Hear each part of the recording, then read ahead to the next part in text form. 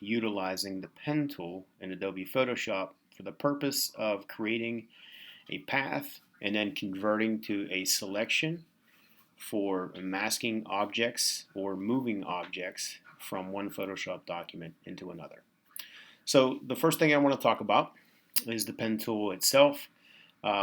This is Mr. Moody's favorite personal preference tool in Photoshop for selecting and masking, etc. It's probably the top form or top tool utilized in the industry by the professionals for that same exact purpose. Some points I would really like to make is that the pen tool honestly makes like the most accurate selections from the paths. You can create super accurate ways for cutouts. The paths are always editable. You can save the path and return and like access it and make edits in the future if necessary. And then you can honestly select and cut out almost anything in Photoshop. Now there are some limitations. It does have some. It can be problematic around soft edges and hair and things of that nature. But there are workarounds. Before we start, take a look at the pen tool in Photoshop. So down towards the bottom of your tools, I'm going to click and hold down on the tariff tab. We're going to take a look at these. So the standard pen tool just lets you draw straight and Bezier curves, very similar to that of Illustrator. Absolute great and accurate precision. The Freeform Pen Tool lets you draw paths. Honestly, it has a feel of like utilizing a pen or pencil on paper. The Curvature Pen Tool lets you like intuitively draw lines and curves and segments. It's a little bit more abstract in feel in comparison to the others.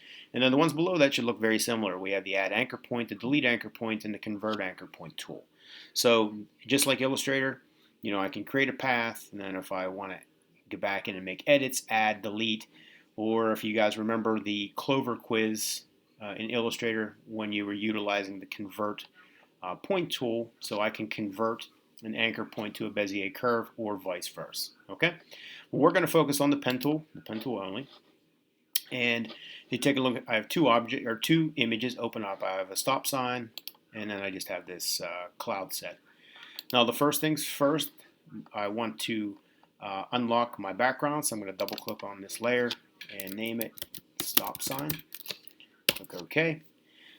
And then personal and professional suggestion when you're creating paths in Photoshop with the pen tool, you want to be as close as possible to the object as you can within reason. So it's a little bit of a test of patience, but with that, and if you stay strong to those patients, you're going to understand that you're able to create working paths and selections with great accuracy. So I'm going to zoom in a little bit. So I'm just going to Command plus on my keyboard and hold down my space bar, click and drag, get to the base of the stop sign. So real simple, just like we did in Illustrator. I'm going to click. I can hold down Shift if I want to maintain a straight line. I'm just simply going to move back and forth between clicking with the mouse and then pressing down with the space bar and then using the mouse to navigate around the stop sign. Remember, if you mess anything up or there's a little bit of inaccuracies, you can always go back in and make edits to the path at a later time if necessary.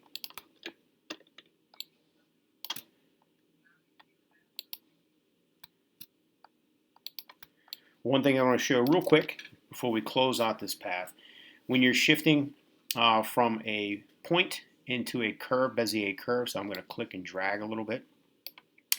And if I want to continue with the path and I need to base it off of another segment rather than this arm coming off here, Illustrator, you can usually mouse over top of this point and then click and it'll remove the arm. In Photoshop, you have to hold down the Option key and you'll see the secondary caret, and then you click and the arm will disappear. Okay, so just remember that. There's one primary difference.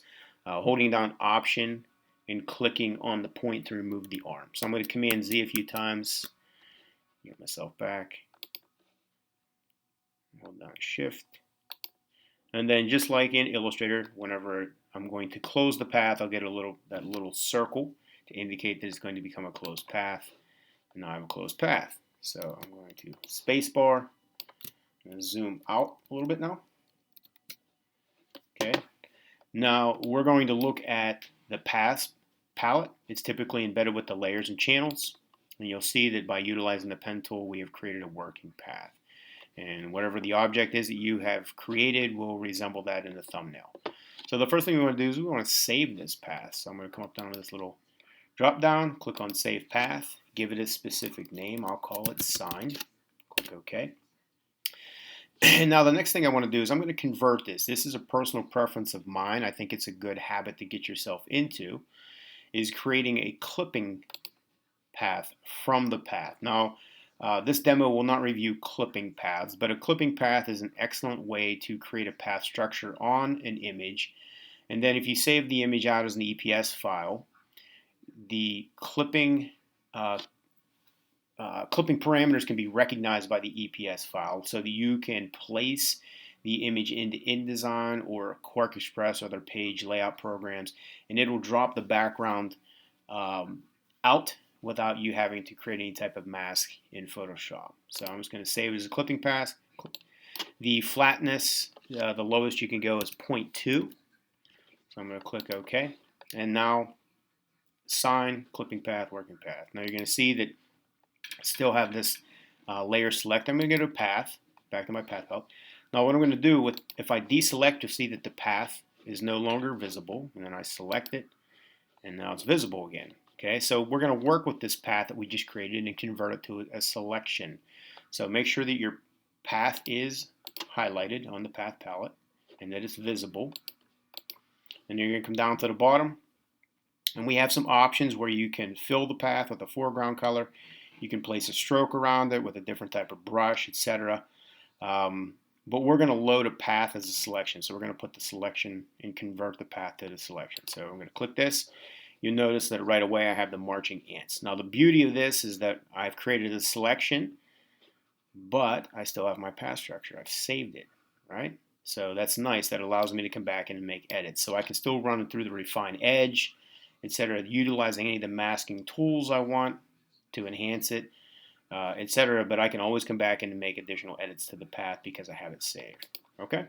Now next step, before I do anything else, I'm going to save my document. So I'm going to go to File. I'm going to go to Save As.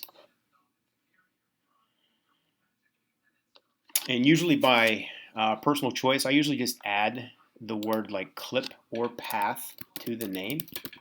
I'll save it out as a PSD file. So new name, add the word path. So now in my file management, I'll recognize and know that this is my the image that has the clipping path added to it. Now from here, all I'm going to do is just mask my selection, and you'll see that it automatically drops out the background, right? Path stays intact, still named, still saved. Now I go back to my layers. I'm going to grab my Move tool, and I'm just simply going to, with the layer selected, I'm going to click, and I'm going to drag up to the tab with the prairie sky, and then drop it in. It's going to ask me to match the color profile. I'll say OK. And you'll see I can bring my stop sign in, maintains the mask, and again, Command T, I can resize whatever I need to do. So I still have all these additional options available to me. Layer styling, blending modes, etc., drop shadow, etc. So and then from here, I would do a file save as, save this as a revised image, or however I want to utilize it in the rest of my work environment.